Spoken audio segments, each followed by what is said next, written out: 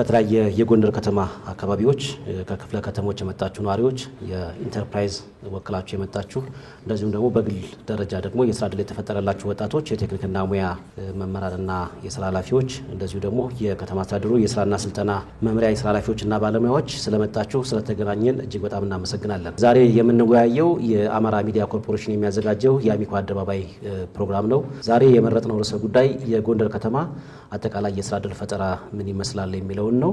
ይህንን ጉዳይ ለመወያየት እዚህ ስለመጣችሁ በድጋሚ እናመሰግናለን። ከጎንደር ከተማ አስተዳደር መረጃ ያገኘነው እንደሚያመለክተው በ2017 ዓ.ም ወደ 52000 የሚሆኑ ዜጎች በቋሚና በጊዜያዊ የስራ ዕድል ተፈጥሮላቸዋል። ወደ 1016 ኢንተርፕራይዞች ደግሞ ወደ 327 ሚሊዮን ብር የሚሆን ብድር መሰራጨቱን መረጃዎች ያመለክታሉ። በዶሮ እርባታና በማኑፋክቸሪንግ ዘርፍም ወደ 8 ሼዶች መገንባታቸው እንደዚሁ መረጃዎች ይጠቁማሉ። በያዝነው የ2018 በጀት ዓመትም ከ62000 በላይ ዜጎች የስራ ዕድል ለመፍጠር እቅድ መያዙን ከተቋሙ ያገኘነው መረጃ ያመለክታል። እነዚህና ሌሎች በስራ ዕድል ፈጠራ ላይ ያተኮሩ ሀሳቦችን አጠቃላይ የጎንደር ከተማ አስተዳደር የስራ ዕድል ፈጠራ ስኬቶቹ ምንድናቸው፣ ችግሮቹስ ምንድናቸው፣ ከችግሮቹ እንዴት እንውጣ የሚሉትን እና ስኬቶቹን እንዴት እናስቀጥል የሚሉትን ዛሬ በአሚኮ አደባባይ እንወያያለን ማለት ነው። የመጀመሪያ የምናደርገው ለውይይቱ መነሻ የሚሆን ጽሁፍ ይቀርብልናል። ጽሁፉ ከቀረበ በኋላ ደግሞ እዚህ ያለን ሰዎች በቀረበው ጽሁፍና ባየነው ልክ አጠቃላይ የስራ ዕድል ፈጠራው ምን ደረጃ ላይ ነው የሚለውን ሀሳብና አስተያየት እንሰጣለን። መጨረሻ ላይ ደግሞ የስራ ኃላፊዎች ምላሽና ማብራሪያ ይሰጣሉ ማለት ነው። ስለዚህ መጀመሪያ የምናደርገው የጎንደር ከተማ አስተዳደር ስራና ስልጠና መምሪያ የቅን ዝግጅት ቡድን መሪ የሆኑት አቶ ሲሳይ ብርሃኑ ለቤቱ መወያያ ጽሁፍ ያቀርባሉ። እሳቸውና ድምጽና ወደ ቀጣዩ መርሃ ግብር እናልፋለን። ተቋማችን በከተማችን ደረጃ 62925 ስራ ፈላጊ መመዝገብ ተችሏል። ይሄም በሃርድና በሶፍት መረጃው የተያዘ ነው። የስራ ፈላጊዎችን ከመዘገብነ በኋላ ቀጥታ ተግባራችን የሚሆነው የግንዛቤ ፈጠራ ነው። እቅዳችን 47038 ነው የነበረ። ክንውናችን 49537 ነው። ከግንዛቤ ፈጠራ በኋላ ስራ ፈላጊዎች እንደየፍላጎታቸው በተለያዩ ዘርፎች ኢንተርፕራይዝ ይመሰረታሉ። በበጀት ዓመቱ 2178 ኢንተርፕራይዞች በሶስት ዋና ዘርፎች መሰረት ተችሏል። ቀጥሎ ያለው ኢንተርፕራይዞችን ከመሰረትነ በኋላ ኢንተርፕራይዞች ራሱ የሚፈጥሩት የስራ ዕድል አለ። 4118 በኢንተርፕራይዞች በመሰረት በቀጥታ የተፈጠረ የስራ ዕድል ነው። ነባር ኢንተርፕራይዞችን ደግሞ የምክርና የተለያዩ ድጋፎችን የስልጠና ድጋፎችን በመስጠት የስራ ዕድል ይፈጥራሉ። በዚህም የተፈጠረው 11306 ነው። ይህም ከእቅዳችን አንጻር ሲታይ 96% ነው። ከዘላቂነት አኳያ ዋናው የኛ ትኩረት የተፈጠረውን የስራ ዕድል 80% ቋሚ ማድረግ ነው። ከዚህ አንጻር 59%ን ቋሚ ለማድረግ ተችሏል። በዚህም የተፈጠረው የስራ ዕድል 30194 ነው። በጊዜያዊነት 41% መፈጸም ተችሏል። ይህም በአጠቃላይ የተፈጠረውን የስራ ዕድል በቋሚ በጊዜም ስናየው 51339 ነው። ይሄም የተፈጠረው በከተማና በገጠር ነው። በገጠር ቀበሌዎችን ጨምረን ነው ስራዎችን እንሰራው። ከዛ ቀጥሎ ያለው እነዚህ የስራ ዕድሎች የተፈጠሩባቸው ዘርፎች አሉ። በግብርና 38% ነው። በኢንዱስትሪ 100% የእቅዳችን 100% 27984 በአገልግሎት 19646 ነው። ይሄን ስራዎች ስንሰራ የታዩ ጠንካራና እንዲሁም በድክመት የሚታዩ ጉዳዮች አሉ። በጥንካሬ የምናያቸው በኦንላይን ምዝገባ ቋሚ የስራ ዕድሉን ምንም እንኳን 80% ባይደርስም ያለበት ከባለፉት ዓመታት አንጻር ስናየው የተሻለ ነው። በድክመት የተፈጠረው በቀጥታ የስራ ዕድል የተፈጠረው ቁጥርና በግብርና ዘርፍ የተፈጠረው የፖቴንሻሉ እያለ በድክመት የሚታይ ነው። ሌላኛው ተግባራችን ደግሞ በኢንዱስትሪ ኤክስቴንሽን ነው። የኢንዱስትሪ ኤክስቴንሽን ለኢንተርፕራይዞቻችን በተለያዩ ድጋፍ ማዕቀፎች የሚሰጥ ነው። ትርፋማነታቸውና ስራ ዕድልን እየፈጠሩ እንዲሄዱ የሚያደርግ ድጋፍ ካገኙ በኋላ ራሳቸውን ኢንተርፕራይዞች በደረጃ ሽግግር ማለፍ አለባቸው። እድገታቸው ማወቅ አለባቸው። ከጥቃቅን ጀማሪ እስከ ታዳጊ መካከለኛ ድረስ በእኛ ድጋፍ የሚደረግ ነው። ለዚህም በሽግግር ውስጥ ያለፉ 534 ኢንተርፕራይዞች አሉ። እነዚህን ድጋፍ ስናደርግላቸውም እግረ መንገዱን ሞዴል ኢንተርፕራይዞች እየፈጠርንበት ምን ሄድበት አግባብ አለ። ከነዚህ ውስጥ 90 የሚሆኑት ሞዴልን ኢንተርፕራይዝ መፍጠር ተችሏል። ከነዚህ የተሻሉትን ደግሞ ቅመራ በመስራት ለሌሎቹ የማስፋት ስራ እንሰራለን። 41ን ኢንተርፕራይዞች ቅመራ ተሰርቶላቸዋል። ሌላው ያው ለኢንተርፕራይዞቻችን የግብአት አቅርቦት እንሰራለን። በዋነኛነት የመስሪያና የመሸጫ አቅርቦት ነው። ከዚህ አንፃር የተለያዩ ሸዶችን መገንባት ተችሏል። በተለያዩ ዘርፎች በዶሮ እርባታና በከብት እርባታ እና በተለያዩ ዘርፎች እንትን ማለት ተችሏል። ወለቃ ላይ አዲስ ሸድ ተገንብቷል። በዚህ ኢንተርፕራይዞች ገብተው ስራ ላይ ነው የሚገኙት። ሌላው ደግሞ ኢንተርፕራይዞች ሲጠይቁ ያው የመሬት የማጸደቅ እና መሬት ለኢንተርፕራይዞች የሚሆን መሬት የመለየት ስራ ይሰራል። ከዚህ አንፃር 96 ሄክታር ለኢንተርፕራይዞች የተለየበት ሁኔታ አለ። ሌላኛው ዋነኛው ተግባራችን ስራና ስምሪት ተግባር ጋር የተያያዘ ነው። ቁጥጥር የምናደርግበት የተለያዩ የስራ ዕድል የምንፈጥርበት ተግባር ነው። ከተለያዩ ድርጅቶች ጋርም የስራ ዕድል የሚፈጠርበት ሁኔታ አለ። የሰው ኃይል መረጃ ከመሰብሰብ ይጀምራል። እሱም 36337 በኢንዱስትሪዎች በመንግስት ተቋማት መረጃው ተሰብስቦ ይገኛል። የክፍት መደቦችንም የመለየት ስራ በዛ ውስጥ ደግሞ ተጠቃሚ የማድረግ ስራ የሚከናወንበት ተግባር ነው። ሌላው የአገር ውስጥ ስራና ሰራተኛ ኤጀንሲዎች ህግን ተከትለው እንዲሰሩ የምናደርግበት ነው። 11 ቁጥጥር ተደርጓለኝ። የውጭ ሀገር ስራ ስምሪትም እንደዚሁ የመለየትና ተጠቃሚ የማድረግና የሰው ኃይል ፍላጎት በስልጠና እንዲያልፉም የሚደረግበት ስራ ነው። ከዚህ አንፃር የሰው ኃይል ፍላጎት ከመለየት አንፃር 1017 ሰዎች ተለይተዋል። በዚህ ቡድን ውስጥ ሌላኛው ቁልፉ ተግባር ደግሞ ህገወጥ የዝውውር መከላከል በተመለከተ ነው። የግንዛቤ ማስጨበጫ የሚሰራበትም ተግባር ነው። የክህሎት ስልጠናም ለ50 ሰዎች ተሰጥቷል። በአሰሪና ሰራተኛ አንፃር የስራ ሁኔታ ቁጥጥር የሚደረግበት ነው። ድርጅቶች ሰራተኞቻቸውን በተገቢው ጥቅማቸውን በመሟላት እንዲሰሩ የሚደረግበት ሁኔታ አለ። መጨረሻ ላይ በየጊዜው የማበረታቻ ስርዓትን በመጠቀም በየሩብ ዓመቱ በየ6 ወሩና በየ9 ወሩ እንዲሁም በአመቱ መጨረሻ ላይ የተለያዩ ግምገማዎችን ስናካሄድ ነው። በዚህም ከፍተኛ አመራሩ እንዲገኝና ስራዎቻችን በጥብቅ ዲሲፕሊን እንዲመሩልን ያደረግንበት አግባብ አለ እና አመሰግናለሁ።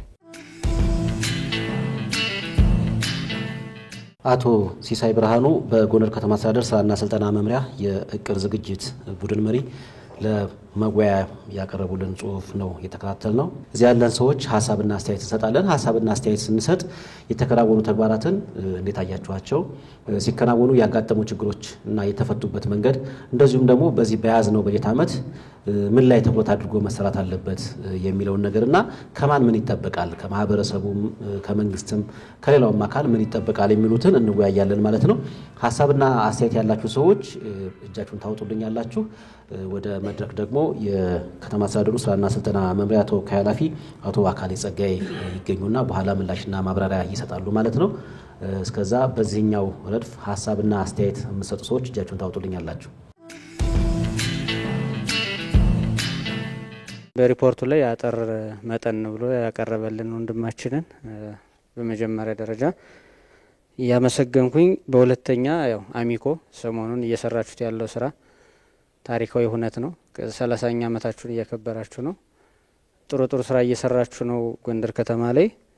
በዚህ እንድትበረቱ ከምስጋና ጋር እየጠየቅኩኝ ወደ ሐሳቤ ሲሄድ ካለን ቁጥር አንፃር ስራ ፈላጊው ካለው ቁጥር አንፃር ያው በቂ ላይሆን ይችላል። ይሄ እንዳንድ የሚወሰድ ሆኖ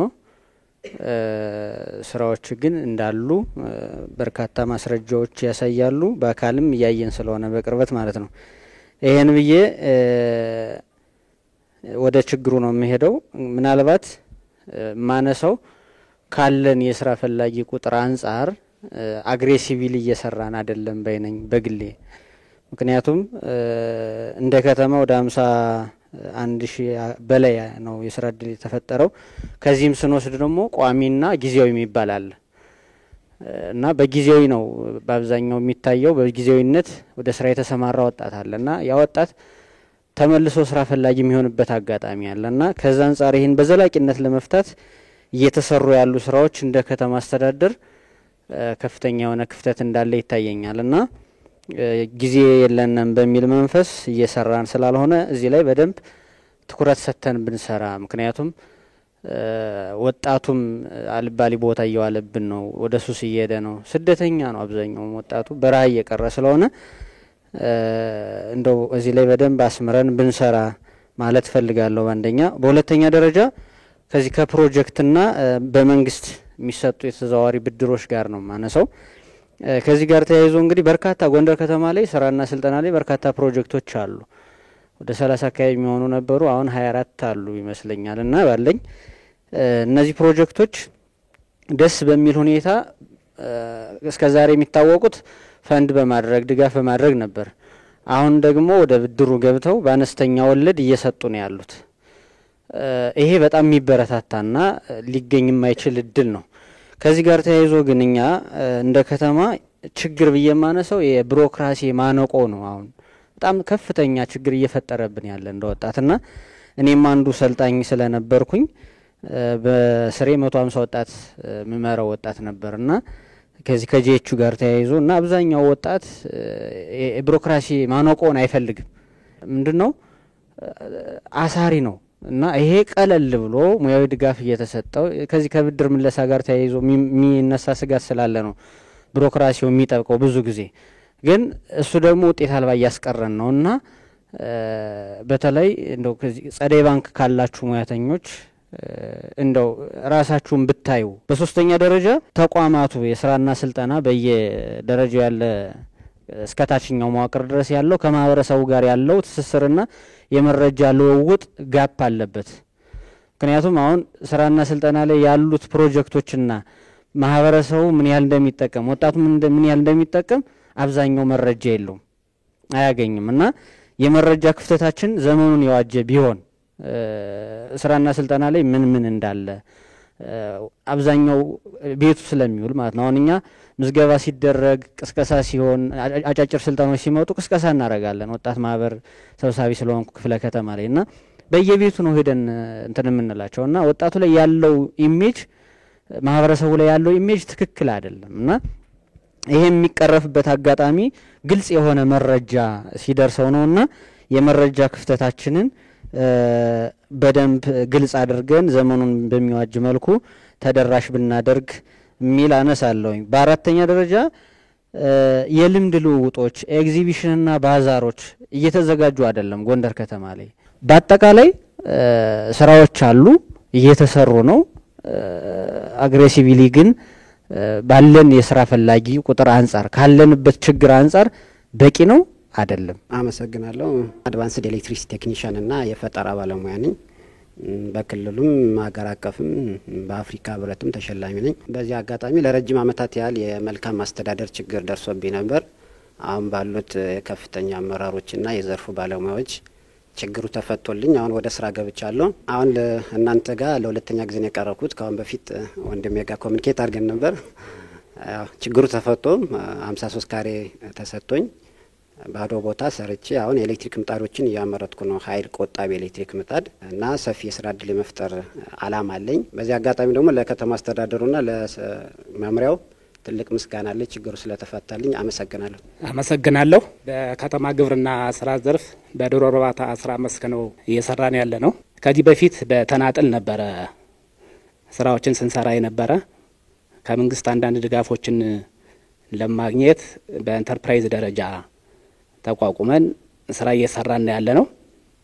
ቀደም ሪፖርት ላይ ሲገለጥ ከነበረው ከተሰሩት ሸዶች አንዱ ተጠቃሚ የኛ ኢንተርፕራይዝ ነው እና እንግዲህ ከስራና ስልጠና መምሪያ እውነቱን ለመናገር ከከተማ አስተዳደሩ ጋር በመሆን በተለይ በከተማ ግብርና ስፔሻሊ ደግሞ በዶሮ የስራ መስክ ከፍተኛ ትኩረት ተሰጥቶት ትልልቅ ሸዶችን ተገንብተው ተጠቃሚ እንድንሆን ተደርጓል። ያ ብቻ አይደለም፣ እኔም ሌሎችም ጓደኞቼ ሸዱ እንደተሰጠን ሌላ ቦታ ላይም ሂደን ደብረ ብርሃን ላይ የሸድ አጠቃቀም ተሞክሮዎችን ሁላ ከተማ አስተዳደሩና ስራና ስልጠና መምሪያ ይዞን ሂዶ ልምድ ቀስመን የመጣንበት ሁኔታ ሁላ አመቻችቶልናል። ሸድ ብቻ አይደለም እንግዲህ በኢንተርፕራይዝ ደረጃ ብዙ ነገሮች አሉ። ቦታ ብቻ በቂ አይደለም።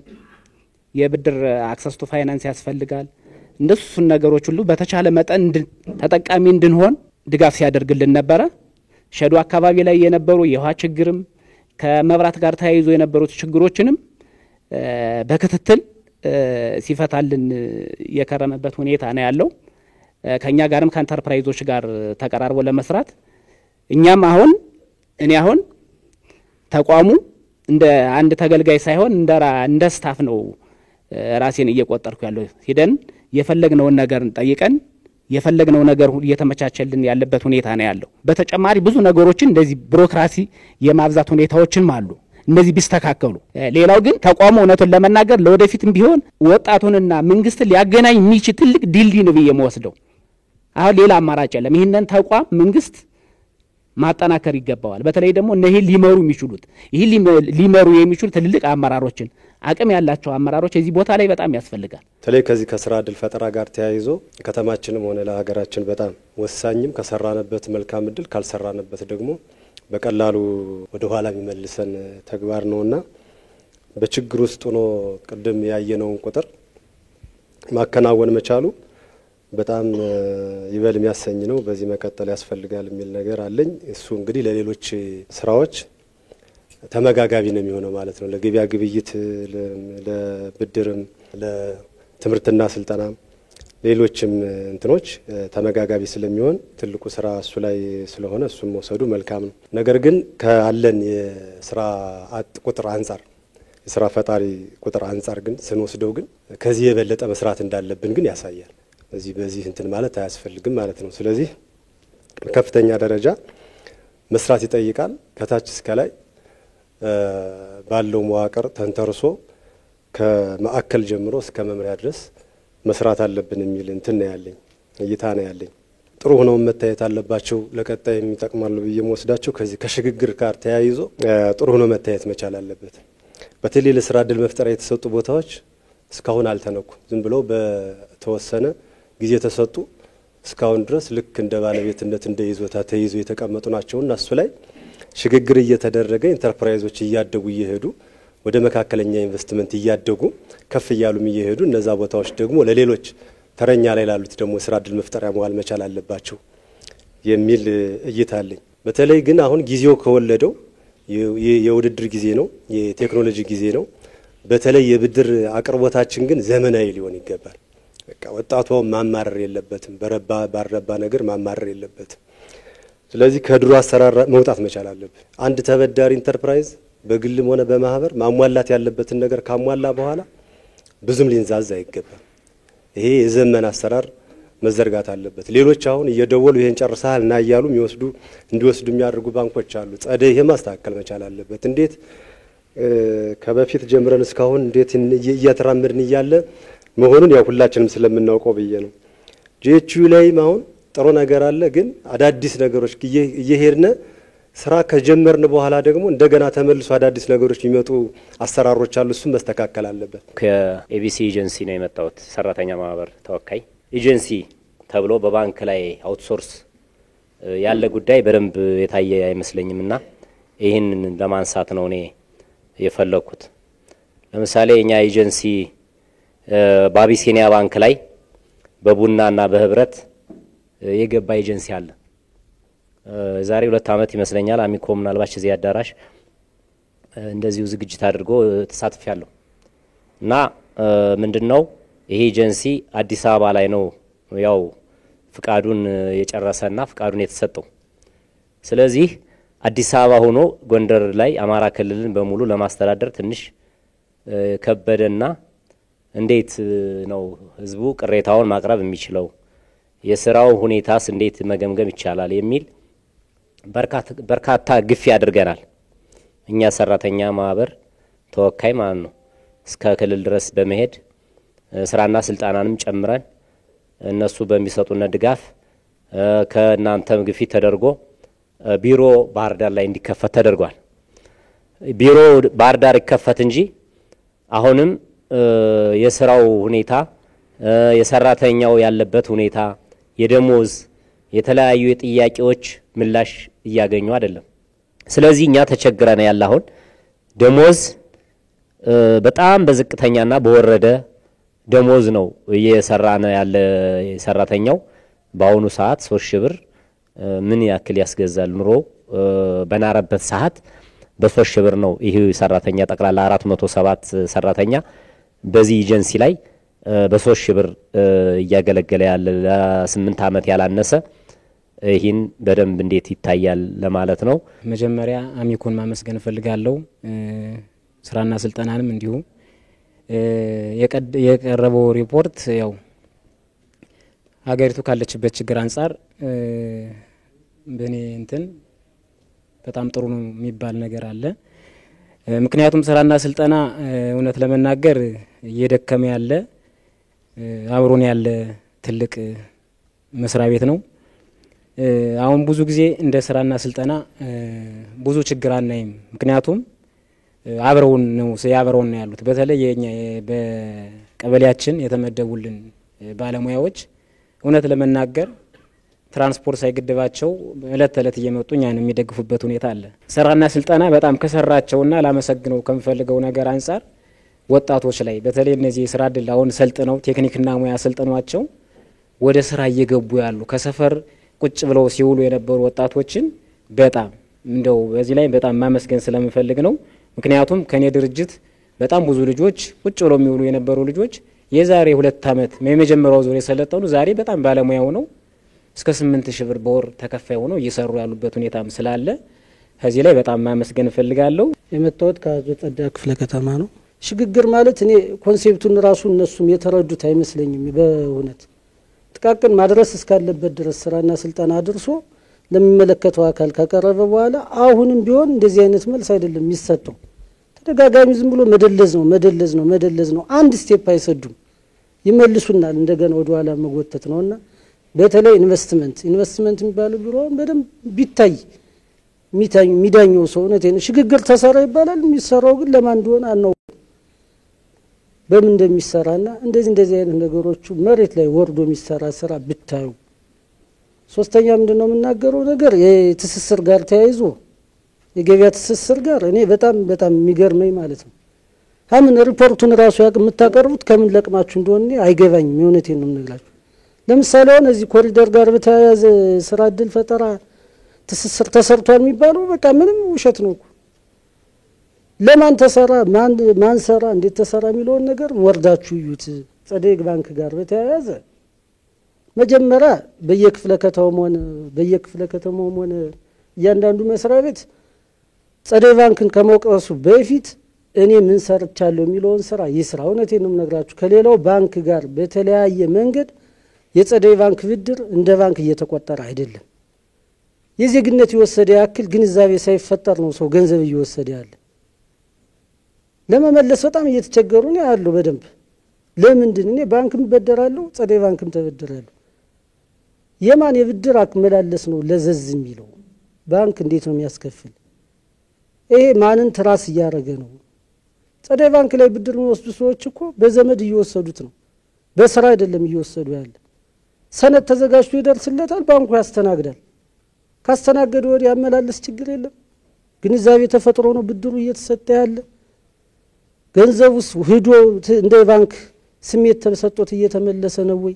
እነዚህ ነገሮችን ምናልባት በትንሹም ቢሆን እያስተነፈሰ ያለ ባንክ ጸደይ ባንክ ነው። አሁን ላይ ብዙ አማራጮች ስላሉም አይደለም። እያንዳንዳችን ጎዶሏችን ከቡድን ብድር ጀምሮ የሞላ ጸደይ ባንክ ነው። ስለዚህ ማለት ቴንኪው መባል ያለበት ቴንኪው፣ መወቀስ ያለበት እየተወቀሰ ነገሮች እንድናደርግ እና በመጨረሻ ግን ምንድነው የስራና ስልጠና ቢሮ ከተቻለ ስራና ስልጠና ቢሮ የውሳኔ በቃ ሂዶ ጥሩ ይሄድና ከዛ በኋላ ሲበተን እናየዋለን። የሚበተነው ከአቅሙ በላይ እየሆነ ነው። ፋይናንስ ላይ መወሰን አይችልም፣ መሬት ላይ መወሰን አይችልም። እና ራሱን ችሎ የሚሆንበት መንገድ እንደው ሚዲያው ተጽዕኖ ማድረግ የሚችል ነገር ካለ ተቋሙ ለየት አድርጎ ቢያዩ። የምሰጠው ሀሳብ ምንድነው ከስራ ላይ ልምምድ ጋር የተያዘው ነገር በጣም ችግር ፈች የሆነና ያው ስራ አጥ ወጣቶችን ብቻ ሳይሆን እኛ ኢንተርፕራይዞችንም ብቁ የሆነ ሙያተኛ ለማውጣት እድል የሰጠ ነው። አሁን መጀመሪያ አመት ጀምሮ ለሶስተኛ አመት ነው ያለማመድን ያለ ነው። ለ6 ወር ያህል ራሱ ስራና ስልጠና ገንዘብ እየከፈለ እኛም ቢሆን በስራ እያገዙና ሙያ ይለምዳሉ። እዛ በኋላም ደግሞ ቅጥር እየፈጸምን ለኛም ጥሩ ነገር ነው። ከዛ ጋር ተያይዞ ግን እኛ ኢንተርፕራይዞችን የስራ እድልም ለመፍጠርም አንዱም አላማው ከመሆኑ ጋር ሳና ክሎት እኛን የመደገፉ በተለይ የምናመርታቸው ምርቶችን ተጨማሪ ማሽኖችን ተጠቅመን የተሻለ ምርት ለማምረት ዋሊያ ካፒታል ጋር ያለውን ነገር ከታች ጀምሮ ይዞን የሚመጣው ስራና ክህሎት ነው። ስለዚህ እኛን ብቁ ናችሁ ብሎ ከሰጠን ተከታትሎ ስለኛም ያለውን ነገር ከዋሊያ ካፒታል ጋር ካሉ ሙያተኞች ጋር ሆኖ የብድር ፕሮሰሱን የማፋጠን ነገር ብድርም ደግሞ ቢያንስ ለአምራች ዘርፉ ላይ 100 ምናምን ሺህ 200 ምናምን ሺህ አጭር ተርም የሆነ በጣም አዋጭ አይደለም ያው የሚፈልገውን ግብ ለማሳካትና እዚህ ጋር ያሉ ነገሮችን በደንብ ቢታዩ የሚል ነው። አመሰግናለሁ። ከማራኪ ክፍለ ከተማ ተቃቅን የመጣሁት ኢንተርፕራይዝ ከተባለ ውጤቱ ታይቶ መሸጋገር አለበት። በቀር ግን እንደተሰጠው ቦታ 20 ዓመት ይዞት የሚኖር ከሆነ ይሄ ኢንተርፕራይዝ ሳይሆን በቃ ዝም ብሎ ተጠዋሪ ማለት ነው። 5 ዓመት 10 ዓመት የሆናቸው ሰዎች አሉ ምንም ሳይሰሩ ከቦታው ላይ የተቀመጡ ማለት ነው። ይመጣሉ፣ ደብዳቤ ይለጥፋሉ፣ ባለሙያዎቹም ተመልሰው ይሄዳሉ። ይሄ ሰው ስራ እየሰራ ነው አይደለም ተብሎ መፈተሽ አለበት። በቀር ግን ይሄ ሰው በቃ ያን ቦታ መጠቀሚያ መገልገያ ሳይሆን ዝም ብሎ መኖሪያ ነው ያደረገው ማለት ነው። ከአባይ ግድብ በተፈናቃይ ሁኜ ነው የመጣሁት። ተፈናቃይ ሁኜ መጥቼ ግን 37000 ብር ከማቴ ተበድራለኝ ነው ስራ የጀመሩት። ቤተክርስቲያን ጊዮርጊስ የሚባል ቤተክርስቲያን ደግሞ ማሽን ሰጥቶኝ ማለት ነው። ስራዬን አወይቶ ግን ብድርም ተመቻችቶልኛል ተሰጥቶኛል። የሚደረገውን ግዳፍ ሁሉ እየተደረገልኝ ነው። እና ምንድነው ሰዎቹ እየሰሩበት አይደለም። ራሳችን ፈትሽ፣ ራሳችን መፈተሽ አለብን። እኔ በጣም የሚገርማችሁ ነገር በቃ መብራት የማይከፍል ኢንተርፕራይዝ አለ፣ ውሃ የማይከፍል ኢንተርፕራይዝ፣ መብራት የሚያስነቅል ኢንተርፕራይዝ አለ፣ ውሃ የሚያስነቅል ኢንተርፕራይዝ አለ። ለምን አለሁበት ቦታ ላይ ስለማይ ብዬ ነው። ይሄ ኢንተርፕራይዝ አይደለም፣ በቃ መነጠቅ አለበት፣ መቀማት አለበት። ፍቃድ የሌለው አለ። እውነቴን ነው የምነግራችሁ። ፍቃድ ሳይኖረው ሸድ የተሰጠው ሰው አለ። ይሄ መጣራት አለበት በስነ ስርዓት። እዛ በተረፈ አውቅተን ጸዳይ ባንክን የሚለው ሰው አይመልስም፣ ተቀበለ በወዲያ አይመልስም። በቃ መጥፋት ነው፣ መደበቅ ነው። በተደጋጋሚ ከዛሬ ወር በፊትም አብረ ተሰብስበን ነበር። ማይመልስ ሰው ማይሰራ ሰው ብር ወስዶ ምን ያደርግለታል? ዝም ብሎ መውቀስ ደግሞ አላግባብ ነው። የሚሰራ ሰው ግን ይመልሳል። በቃ ለሚሰራ ሰው እኔ ምንም ያለ ምንም ነገር በተወሰነ ቀን ነው የተወሰነ። ለምን በተከታታይ አይተውኛል እንደምመልስ ተጠንቻለሁ። ሌሎችም አሉ የኛ ባሮች። በጣም እናመሰግናለን። በርከት ያሉ ሀሳቦች ተነስተዋል። ጎንደር ከተማ አስተዳደር ላይ የተከናወኑ ያሉት የስራ ዕድል ፈጠራዎች ጥሩ የሆኑትንም በጥሩ የተነሱ አሉ። መስተካከል ያለባቸውን ከደረጃ ሽግግር ጋር ከብድር አቅርቦት ጋርና ከሌሎችም ጉዳዮች ላይ የተነሱ ሀሳቦች አሉ።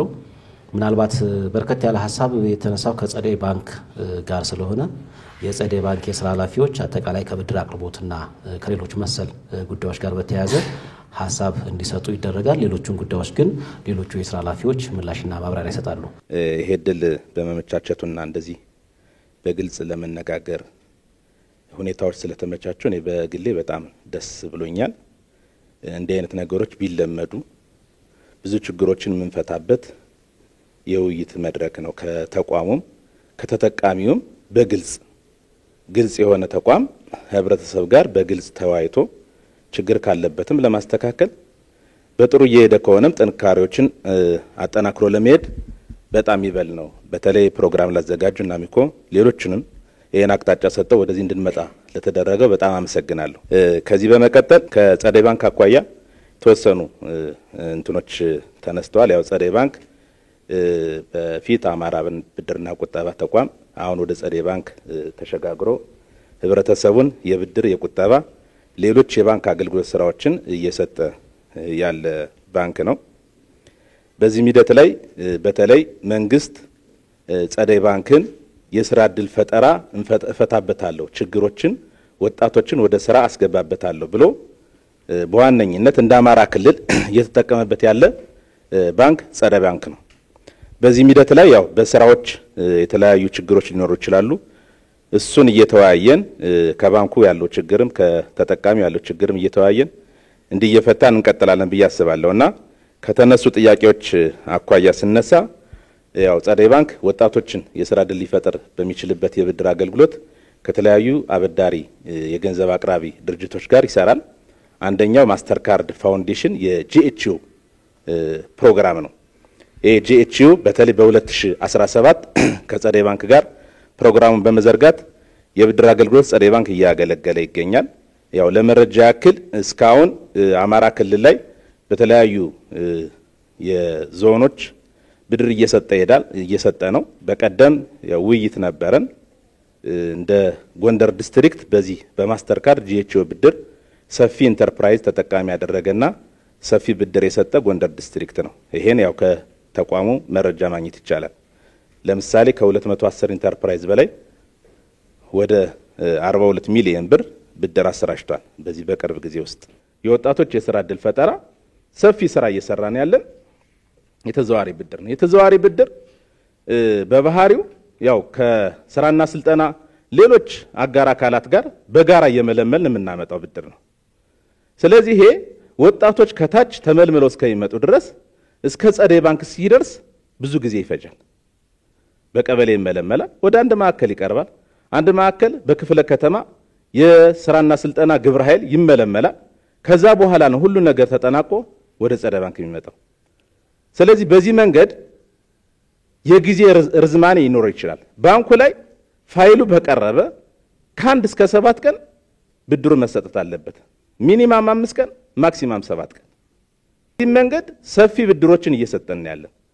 ችግር እየፈጠረብን ያለ እንዲያውም ብድር ባለመመለሱ ነው። አሁን የተዘዋዋሪ ብድር ጎንደር ከተማ ላይ ኦልሞስት ከ42 ሚሊዮን ብር በላይ ያልተመለሰ ብድር አለ። ብድር ለማስመለስ ስራና ስልጠናና ጸደይ ባንክ ቤት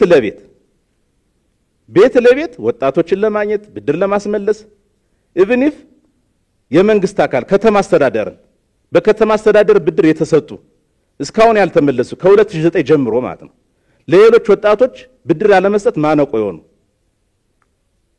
በከተማ አስተዳደሩ ከንቲባ ድረስ ቀርበው ምላሽ ያላገኙ ከ20 ሚሊዮን ብር በላይ በከተማ አስተዳደሩ በተለይ ከንቲባ ጋር ተያይዞ ምላሽ የሚሰጣቸው ብድሮች ናቸው። እነዚህ ብድሮች ቢመለሱ ካለነ በጀት ጋር በተጨማሪ ብድሩን ለመስጠት ሰፊ እድል ይፈጥራል። በተለይ በበጀት እጥረት ብድሩ ተሰጥቶ ባለመመለሱ ካልተመለሰ ብድር ስለማይሰጥ ብዙ ክፍለ ከተማዎች ብድር ከመስጠት ቆመዋል። ይሄን ጸደይ ባንክ ብቻ ሳይሆን ስራና ስልጠና መምሪያውም ሊያረጋግጥ ይችላል። ስለዚህ በዋነኝነት ብድር አመላለስ ላይ ሰፊ ስራ መስራት ይኖርብናል።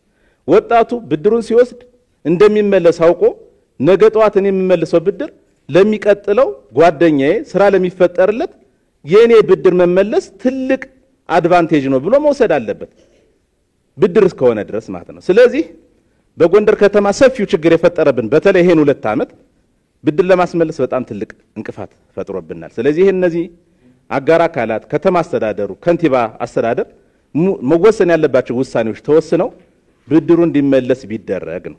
አመሰግናለሁ።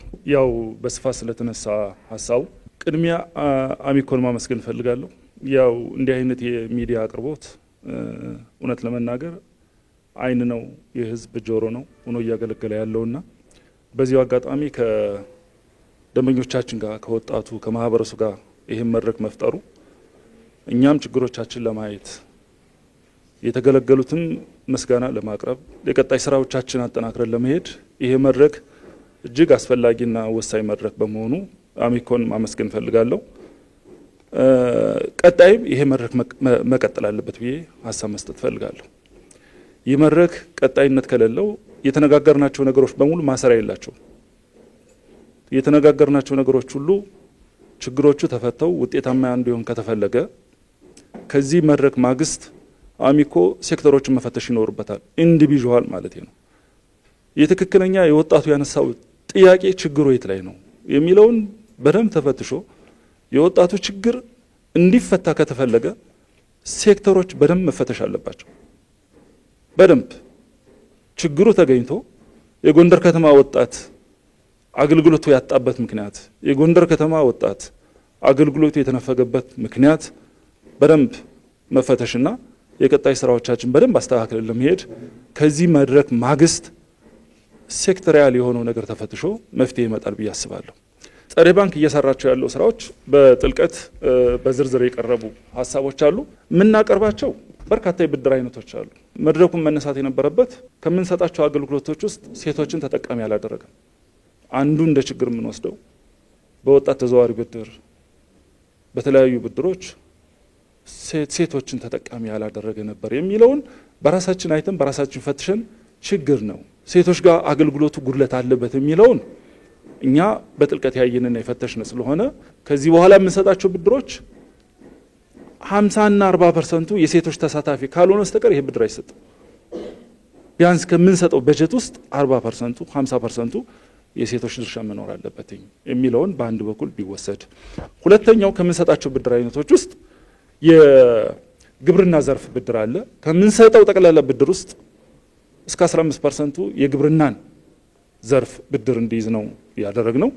ሌላው የከተማና የኢንዱስትሪ ዘርፎችን አድርገን ሌላውን ብድር አገልግሎት የምንሰጥበት ሁኔታ ስላለ ይሄ ብድር በርካታ ግብርናን፣ ኢንዱስትሪን የተለያዩ ሁሎችን ፈትሾ ብድር የሚሰጥ አገልግሎት ስለሆነ በዚህ ብድር ላይ ብዙ ነገሮች ተነስተዋል። ቅድም የተባለውን አንዳንዱን ይሄ መድረክኛ ያስተማረና ለካ ከደመኞቻችን ጋር ተራርቀን ነበረ የሚለውም በደንብ ማየትና መፈተሽ ይኖርብናል። እኛም ማግስቱ ቅድም ካስቀመጥኩት ከደመኞቻችን ጋር በግልጽ ተነጋግረን ምንድነው የትጋኖች ችግር የሚለውን መፈተሽ ይኖርብናል።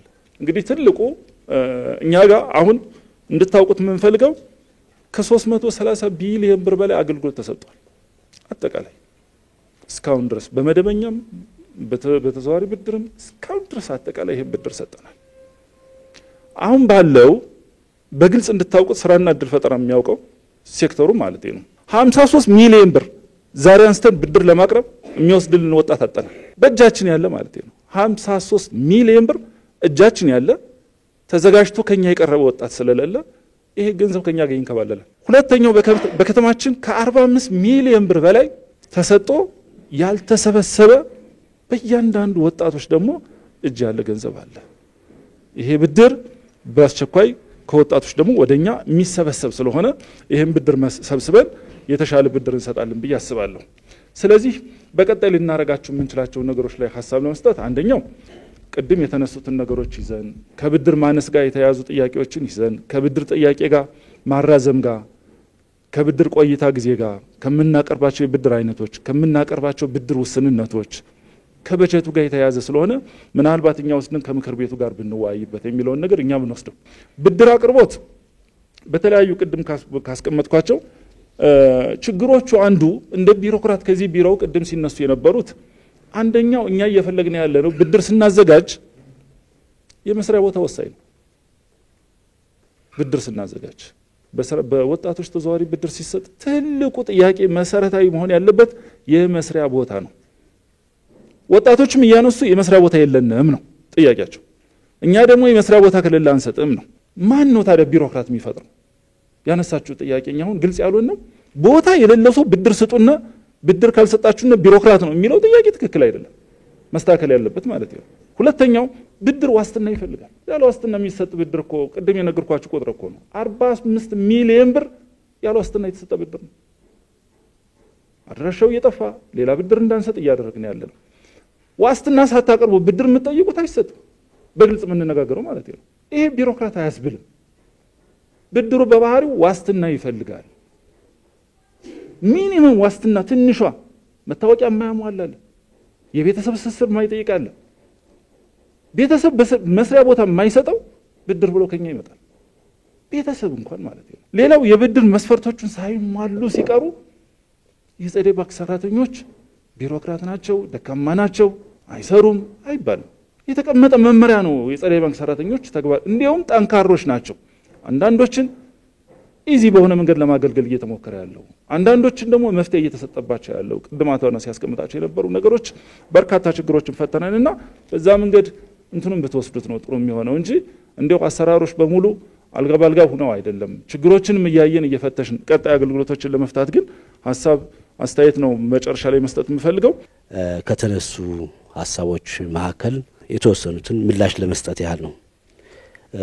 እንግዲህ ከተሳታፊዎች መካከል የተነሳው ጥያቄ አንዱ በገበያ ልማትና ግብይት ላይ ልምድ ልውውጥን አስመልክቶና ኤግዚቢሽን ንግድ ስርኢት ኤግዚቢሽንና ባዛር ከማካሄድ ጋር ተያይዞ ጉለት እንዳለ የተገለጸበት ነገር አለ። ይህ ትክክል ነው። ትክክል ነው የተባለበት ምክንያት ምንድነው? ኢንተርፕራይዞቻችን ያላቸው ምርት አገልግሎት ለህዝብ ተደራሽ የሚደረገው የሚተዋወቀው በባዛርና ኤግዚቢሽን መሆን ይታወቃል ነው። ከተማችን ላይ ደግሞ ይህን ማካሄድ ተገቢም ስለሆነ ነው። ምክንያቱም የተለያዩ ኢንተርፕራይዞች በርካታ የሆኑ ኢንተርፕራይዞች ተፈጥረዋል በከተማችን በጨርቃ ጨርቅና አልባሳት በሽመና ውጤት የተዘጋጁ ልብሶችን የመሳሰሉትን ከጨርቃ ጨርቅ አኳያ በጣም ብዙ የተባሉ ምርቶች አሉ። እነዚህ ምርቶች ህብረተሰቡ በሚያየው በሚጎበኘው መልኩ መዘጋጀት መቻል አለባቸው። በቃይ መተማመን ያለብን ነገር ስለሆነ እንደ መምሪያ የምንወስደው ተግባር ነው። ሌላኛው የተነሳው ከገበያ ጋር ተያይዞ ኢንተርፕራይዞች በራሳቸው ብቁ ለማድረግ ገበያ ያስፈልጋቸዋል ነው። ትስስር ያስፈልጋቸዋል ከመንግስታዊ ተቋማት ጋር መንግስታዊ ካልሆኑ ተቋማት ጋር ኢንተርፕራይዙም እርስ በርስ ገበያ እንዲፈጥር ከማድረግ ጋር ከመካከለኛና ከፍተኛ ኢንዱስትሪዎች ጋር በማሳሰር በኩል ከፍተኛ ስራ መሰራት አለበት ነው።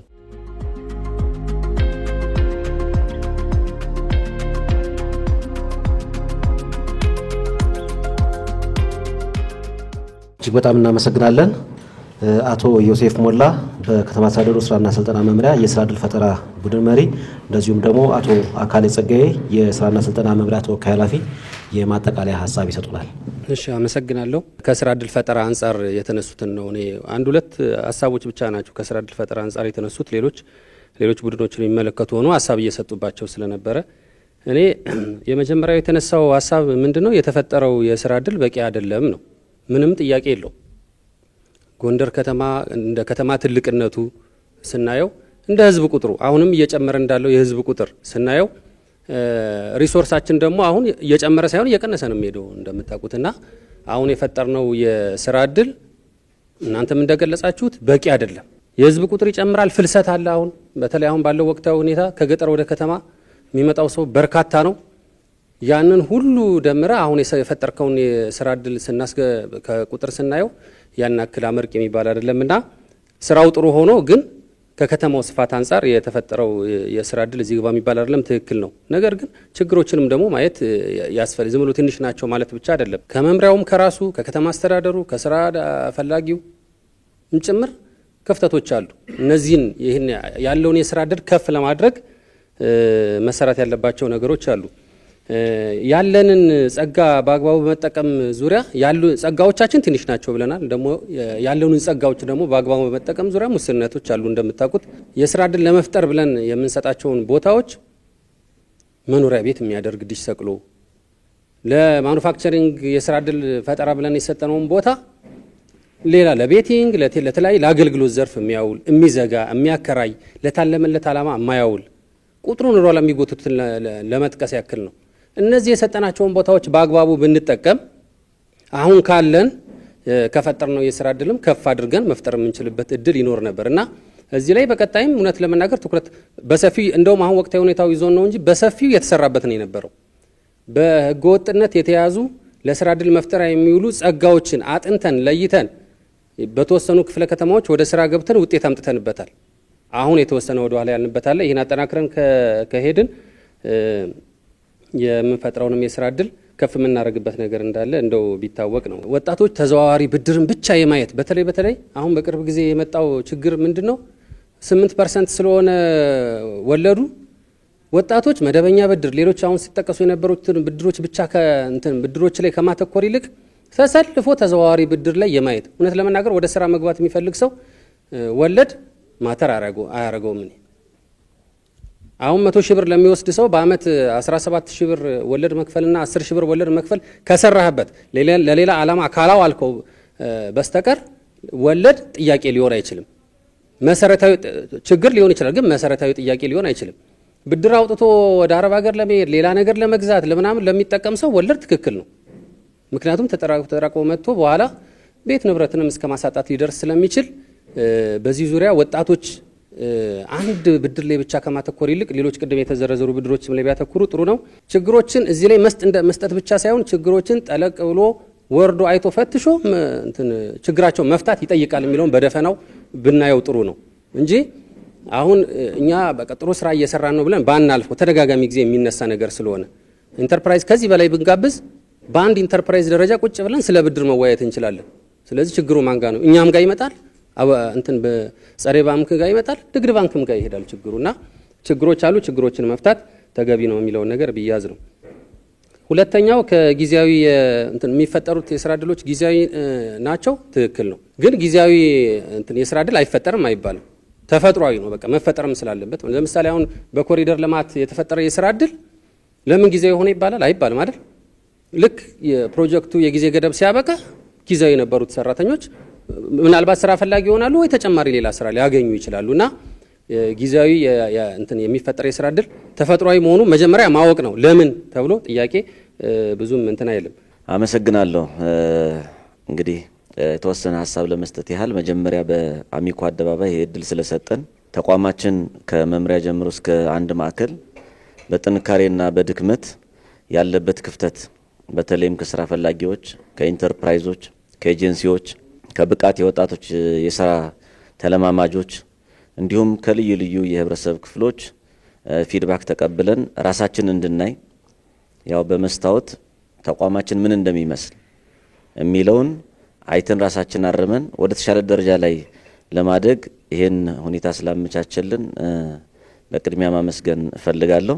በ2017 ቀድምም ሪፖርት እንደቀረበው እናንተም እንደመሰከራችሁት በ2017 በጀት ዓመት በጣም በርካታ ስራዎች ተሰርተዋል። ይሄ ስራ ብቻችን የሰራነው ስራ አይደለም። በርካታ ባለድርሻ አካላት ኢንቮልቭ አድርገውበታል። ጸደይ ባንክ፣ የተለያዩ አበዳሪ ተቋማትና ፕሮጀክቶች፣ ጥሪት ማፍሪያ አውትሶርስ ያደረጉልን አካላት፣ ከተማ አስተዳደሩም በሸድ ግንባታ የሚችለውን ያህል ድጋፍ በመስጠት ከዛም አልፎ ደግሞ ሁሉም አካላት በቂ የሆነ የኢንተርኔት አክሰስ እንዲኖራቸው በማድረግ በባዮሜትሪክ ምዝገባ ስራ ፈላጊዎች ኢንተርፕራይዞች ተጠቃሚ እንዲሆኑ በማድረግ የሚችለውን ያህል በመደገፍ ነው ይሄን ውጤት የመጣ ማለት ነው። ይሄ ማለት ግን ቅድም እናንተም እንደገለጻችሁት ካለው ከጎንደር ከተማ አጠቃላይ ስራ ፈላጊ አንፃር በቂ አይደለም ያላችሁ ትክክል ነው። በፕሮጀክት እንኳን ብናይ 20% ነው አሁን ያለው የጎንደር ከተማ የስራ አጥ ቁጥር የሚያሳየው እሱ ነው የቅርቡ ማለት ነው። ከአጠቃላይ የጎንደር ከተማ ህዝብ 760 ሺህ አንፃር ወደ 20% ካልኩሌት ብናረገው ከዛ በላይ ነው። ይሄን በፍጥነትና በስፋት እየተሰራበት ካልሄደ ከላይ እየተጨመረ የሚመጣው ስራ ፈላጊ ቁጥር በከፍተኛ ደረጃ እየጨመረ በሚሄድበት ጊዜ ችግሩ የበለጠ ውስብስብ ያደርገዋል ማለት ነው። ከኢኮኖሚ ችግርም አልፎ ወደ ፖለቲካዊ ችግርም ጭምር ሊሸጋገር ይችላል ማለት ነው። ስለዚህ እጅግ በጣም በናረ በከፍተኛ እንቅስቃሴ መስራት አለብን። ትክክል ናቸው ማለት ነው። ለዚህም የፌደራል መንግስት የክልል መንግስት በቂ ድጋፍ አድርጎልን ነው የብድር አክሰስ ጎንደር ከተማ በታሪክ ለመጀመሪያ ጊዜ በአቅርቦት ችግር የለብንም ብለን በአሁን ሰዓት የደመደም ነው ማለት ነው። ማንም አካል በእኛ በኢንተርፕራይዝ የተደራጀ ብቻ አይደለም ከኢንተርፕራይዝ ውጭ በንግዱ ዓለም ላይ ያለ ነጋዴም በሉት በተወሰነ መንገድ ኢንቨስትመንትም በዝቅተኛ ደረጃ ያለው ኢቭን የብድር አክሰስ እንኳን ቢጠይቅ ድጋፍ እንዲያገኝ ምቹ ሁኔታ እየፈጠርን ነው ያለነው በአሁን ሰዓት ማለት ነው። ስለዚህ የብድር አቅርቦት 327 ሚሊዮን ብር ማለት ባለፉት 4 አመታት ውስጥ በታሪክ ለመጀመሪያ ጊዜ ነው ይሄን አይነት ብድር ያሰራጨ ነው ማለት ነው። ይሄ በጣም ጥሩ ነው፣ መቀጠል ነው ያለበት፣ መበረታታት ነው ያለበት ማለት ነው። ከሸድ አንፃርም ካያችሁት በርግጥ ከዚህ በፊት የተጀማመረ ነገር አልነበረም ማለት አይደለም። ነበረ፣ ብዙ ሸዶች ገንብተናል፣ ግን ሳይንሳዊ አልነበሩም፣ ክላስተር ቤዝድ አልነበሩም። በተለያየ ቦታ ላይ የተበታተኑ ናቸው። በተለይ በህብረተሰብ ተሳትፎ በክፍለ ከተማ የሚሰጡ ሸዶች ለብዙ ህገወጥነትም ጭምር የተጋለጡ ናቸው ማለት ነው። እንደነዚህ አይነት ችግሮች ሶልቭ ሊያደርግ የሚችል አሰራር ነው አቅጣጫ ተሰጥቶት በአሁን ሰዓት እየተገበረ ያለው ማለት ነው። ወለቃ ላይ የተሰራው የዶሮ እርባታ ክላስተር ሸድ ሞዴል ነው። ለከተማችን ብቻ አይደለም ለክልሉም ጭምር ሞዴል ነው። አሁንም በመቀጠል በወተት ላም እርባታ ሸድ ግንባታ ላይ ነው ያለነው፣ እየገነባን ነው። ተመሳሳይ ሸድ ነው የሚገነባው ማለት ነው። በአግሮ ፕሮሰሲንግም የመገንባት እቅድ አለን። በጋርመንትም በተመሳሳይ ጋራጆችም አይታችሁ ከሆነ በተለያየ ቦታ ላይ የተበታተነ ነው። ወጥ በሆነ መንገድ ወጣ ባለ ቦታ ላይ ወርክሾፕ በማዘጋጀት የጋራጆችም ጭምር ተጠቃሚ እንዲሆኑ አቅጣጫ ተቀምጧል ማለት ነው። ከማሽን አቅርቦት አንጻርም በሁለት መንገድ በዋሊያም በልማት ባንክም የተጀማመሩ ስራዎች አሉ። ግን አሁን በተለይ በዚህ ዓመት ውስንነት አለበት። ዋሊያ ላይ ስናይ ውስንነት አለበት። እሱን ገምግመን ምንድነው ችግሩ የሚለው ነገር ክልልም ጭምር ውይይት ያስፈልጋል። ያረምን በእኛ በኩል ያለው ደግሞ የመቀስቀስ ግንዛቤ መፍጠር የማነሳሳት ዋሊያ የካፒታል ፋይናንስ አቅርቦት ተጠቃሚ መሆን የሚችሉ ኢንተርፕራይዞች የማምጣት ያለውን ችግር በሂደት እናስተካክላለን። በክልል በኩል ያሉትን ጋፖች ደግሞ የጋራ አድርገን በዚህ በቀጣይ ዓመት ጥሩ ስራ ይሰራል። በዚህ ዓመት ግን ከዋሊያ አንጻር ውስንነት እንዳለበት መወሰድ አለበት ማለት ነው። ከአጠቃላይ ከተፈጠረው ስራ እድል ትክክል ነው። ጊዜ ይበዛል በሪፖርትም እንዳየነው ማለት ነው 59% ነው የሚያሳየው ማለት ነው። በአሰራራችን መሰረት 80 በ20 ነው የሚለው 80%ቱ ቋሚ መሆን አለበት 20%ቱ ጊዜያዊ መሆን አለበት ነው የሚለው። ነገር ግን ቀደም ዮሴፍም እንደገለጸው የኮሪደር ልማቱ ከፍተኛ የሆነ የስራ እድል እየፈጠረልን የሚገኘው በአሁን ሰዓት ማለት ነው። ይሄ አብዛኛው በዚህ ላይ የሚፈጠረው ስራ እድል ጊዜያዊ ነው። ግን ዜጎች ተጠቃሚ ሆነው የዕለት ጉርስ አግኝተውበት እስከኖሩ ድረስ ችግር የለበት እኛ በሪፖርት እንይዘዋለን ማለት ነው። ነገር ግን 80 በ20 የሚለው ግን ኢምባላንስ ያደረገው ይሄ መሆኑም መታወቅ አለበት። የኛ ሞር ትኩረታችን ግን ምንድነው? ቋሚ ነው። ሞር ትኩረት የምናደርገው ቋሚና ኢንተርፕራይዝ መስራታ ነው ማለት ነው። ጎን በጎን ግን ጊዜያዊ ስራ እድል ሲፈጠር አይያዝም ማለት አይደለም፣ ይያዛል ማለት ነው። እሱ እንድታውቁት ፈልጌ ነው ማለት ነው። ከዚህ ከሼድ ጋራ በተያዘ ለዋስትና አያገለግልም ወይ በእኛ ክልል ተብሎ የተጠየቀው ይሄ ጥያቄ እኛም ለክልል አንስተናል። ትክክል ነው። በአንዳንድ የተለያዩ ቦታዎች ክልሎች የመንግስት ሼድ ለዋስትና የሚያገለግልበት ሁኔታ እንዳለ አረጋግጠናል ማለት ነው። በእኛ ክልል ግን ለዋስትና አያገለግልም። ምናልባት በመመሪያ ደረጃ ላይ ጸድቆ ከመጣ ልንተገብረው እንችላለን። አሁን ባለው ሁኔታ ግን አይተገበርም ማለት ነው። ከዋስትና አንጻር ግን ከተማ አስተዳደሩ ዋስትና የመውሰድ መብት አለው። በአሰራርም በመመሪያም ጭምር የተቀመጠ ነው። ከዚህ በፊትም ተግባራዊ አድርገናል። ከዚህ በፊት ማለት ነው በኮንስትራክሽን በተለይ ዓለም ባንክ ላይ የሚሰሩ ኮንስትራክሽኖች ብዙዎቹ 30% ዋስትና የምንወስደው ስራና ስልጠና መምሪያ ነው። ዋስትና ማቅረብ የማይችሉ ኢንተርፕራይዞችም የመንግስት ዋስትናም ጭምር ወስደናል ከዚህ በፊት። ነገር ግን በመንግስት ዋስትና ወስደን በመንሰራበት ጊዜ ብዙ ፈተናዎች እየገጠሙ ነው። ቀደም ጸደይ ባንክ ላይ ሲጠቀስ እንደነበረው ከ20 ሚሊዮን ብር በላይ ያልተመለሰው ውዝፍ ብድር ላይ ያለውን በመንግስት ዋስትና የተሰጠ ብድር ነው ማለት ነው። ለዛ ነው እንደ ከተማ መመሪያው አግዶት አይደለም፣ እንደ ከተማ ይሄን ችግር ሶልቭ እስከምናደርግ ድረስ የመንግስት ዋስትና ማቆም አለብን ተብሎ የተወሰነው ለዛ ነው ማለት ነው። ከሽግግር ጋር በተያያዘ መሰረታዊ ችግር ነው። ኢንተርፕራይዞች ለበርካታ ጊዜ ቦታ ይዘው ይቀመጣሉ። እዚህ ላይ እርምጃ መወሰድ አለበት የተባለው ትክክል ነው። በተለይም በህብረተሰብ ተሳትፎ የተላለፉ ሸዶች ማለት ነው። የመንግስት ሸዶች እንደዚህ አይነት ችግር የለባቸውም። የመንግስት ሸዶች ከሞላ ጎደል ጥሩ ናቸው ብለን መውሰድ እንችላለን። የመንግስት ሸዶች ምንላቸው እንግዲህ በከተማ ግብርናም በማኑፋክቸሪንግ በተለያየ ቦታ ላይ በመምሪያ ደረጃ ላይ የተገነቡ ሸዶች ማለት ነው። በህብረተሰብ ተሳትፎ ምንላቸው ሸዶች መስሪያ ቦታ ተብሎ ለኢንተርፕራይዝ ተሰጥቶት ኢንተርፕራይዝ በራሱ የገነባው ማለት ነው። እነዚህ ላይ ነው መሰረታዊ ችግር ያለው ማለት ነው። እዛ ላይ ያለው ከመጀመሪያው የህብረተሰብ ተሳትፎ ሸድ ግንባታ ሲባል ማህበረሰቡ ገንዘብ አዋጦ ኮንትሪቢዩት አድርጎ የተለያዩ መንግስታዊና መንግስታዊ ያልሆኑ ድርጅቶች ሳፖርት አድርገው ሸድ ተገንብቶ ለዛ ስራ ፈላጊ እንዲሰጠው ነበር የሚፈልገው። ነገር ግን ያን ኢንቮልቭመንት ያን ህዝብን የማነቃነቅ ስራ ተቋሙን በሉት አጠቃላይ ስራ እድል ፈጠራ ምክር ቤት በሚገባ ስራ ባለመስራቱ ኢንተርፕራይዞች ራሳቸው ገንብተው እንዲገቡ ይደረጋል። ገንብተው ከገቡ በኋላ 5 አመት ነው የሚለው በእኛ አሰራር መሰረት። ነገር ግን ራሳቸው ስለገነቡ በዚህ መንገድ የሚቀጥሉበት ሁኔታ አለ ማለት ነው። እንደዚህ አይነት ችግሮች ግን አሁን ያለው አሰራር እኛ እየተከተለው ያለው አሰራር ሙሉ በሙሉ ሶልቭ ያደርገዋል። አሁን እኛ ክላስተር ቤዝድ የሆነ አሰራር ነው እየተከተልን ያለነው። እንደዚህ ባለ ቦታ መስጠት የሚለው አቁመናል ከዚህ በኋላ ማለት ነው። ከዚህ በፊት ግን የተሰጡ ትክክል ነው፣ መፍትሄ በቀጣይ ያስፈልጋቸዋል። እርምጃም እየተወሰደ ነው ያለ በተወሰነ መንገድ ግን ከፍተኛ የሆነ ርብርብ ተደርጎ እርምጃ እየተወሰደ ሌላ ተጠቃሚ ያልሆነ ኢንተርፕራይዝ ተጠቃሚ የማድረግ ስራ መስራት አለበት የተባለው ትክክል ነው ማለት ነው። የብድር አቅርቦት አንፃር ዘመናዊ ቢሆን የሚለው ተብሎ የተነሳው በሚዛኑ ብናየው ጥሩ ነው።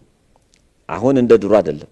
የብድር አሰጣጡ እንደ ድሮ አይደለም። በጣም ዘመናዊ ነው ማለት ይቻላል። በካርድ እኮ ብድር መስጠት ጀምረናል እኮ ቢዝነስ ካርድ ቡና ባንክ ጀምሯል። ለመጀመሪያ ጊዜ በታሪክ ለመጀመሪያ ጊዜ ጎንደር ከተማ ማለት ነው። ይሄን አፕሪሼት ማድረግ መቻል አለብን። ከ63 ሺህ ብር እስከ 95 ሺህ ብር በኦንላይን በሞባይላቸው ተመዝግበው በዛ መንገድ በተወሰነ መንገድ የገጠር መሬት አረንጓዴ ደብተር በማስያዝ ማለት ነው ተጠቃሚ እንዲሆኑ እየተደረገ ነው ማለት ነው። ስለዚህ ይሄ እየሰፋ መሄድ አለበት። ትክክል ናቸው። እንደ ድሮ ግን በጣም ሪጂድ የሆነ መስፈርት የለም። አሁን ሰዓት እውነት እንነጋገር ካልን ማለት ነው ሁሉንም መስፈርቶች ፍሌክሲብል እየሆኑ እየመጡ ነው። ፍሌክሲብል እየሆኑ እየቀለሉ እየመጡ ነው ማለት ነው። ኢቭን ጸደይ ባንክ ጨምሮ ብዙ መስፈርቶች እኮ የማሻሻል ስራ እየሰራ እኮ ነው። ጂኤቹ ላይ ቀደም ሲገለጽ እንደነበረ ስራና ስልጠና ጸደይ ባንክ የፕሮጀክቱ አስተባባሪዎች በጋራ ቁጭ ብለን ባወጣነው መስፈርት እኮ ብድር ተሰራጭቷል እኮ።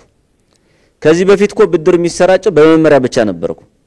ነገር ግን ቁጭ ብለን በጋራ ተስማምተን ባወጣነው መስፈርት በርካታ ኢንተርፕራይዞች ተጠቃሚ አድርገናል ማለት ነው። ከኤቢሲ ኤጀንሲ ጋራ በተያያዘ አንዴ ውይይት አድርገናል። ችግሩ ካልተፈታ ይሄን በቀጥታ እንወሰደውና በቀጣይ ከኤጀንሲው ጋራ ቁጭ ብለን እንነጋገራለን። ጠርተን ውይይት አድርገን ምላሽ እንሰጣቸዋለን የሚል አስተያየት ነው ያለኝ ማለት ነው። ሌላው ከመብራት እና ከውሃ ጋራ በተያያዘ በተለይ በመንግስት ሸድ ውስጥ እየተጠቀሙ መብራት ሳይከፍሉ ውሃ ሳይከፍሉ የሚሄዱ ኢንተርፕራይዞች አሉ። ትክክል ነው። የቁጥጥርና የክትትል ችግር ነው። ይሄን እናርማለን። ሌላው ከዚህ ከውዝፍ ጋራ በተያያዘ ያለው ችግር ስራ ያስፈልጋል። በቃ ሁሉም ይሄ ችግር የኔም ችግር ነው። በጋራ መስራት አለብን፣ በጋራ መፍታት አለብን። የስራ ዕድል ፈጠራ ምክር ቤት የሚችለውን ያህል ጥረት ያድርግ፣ በበላይነት ይምራ። ማዕከላት ኃላፊነት አለባችሁ፣ ክፍለ ከተማ ኃላፊነት አለባችሁ። እንደ መምሪያ የመደገፍ ግዴታ አለብን። የተሰራጨው ብድር በተለይ ውዝፍ ብድር መመለስ አለበት።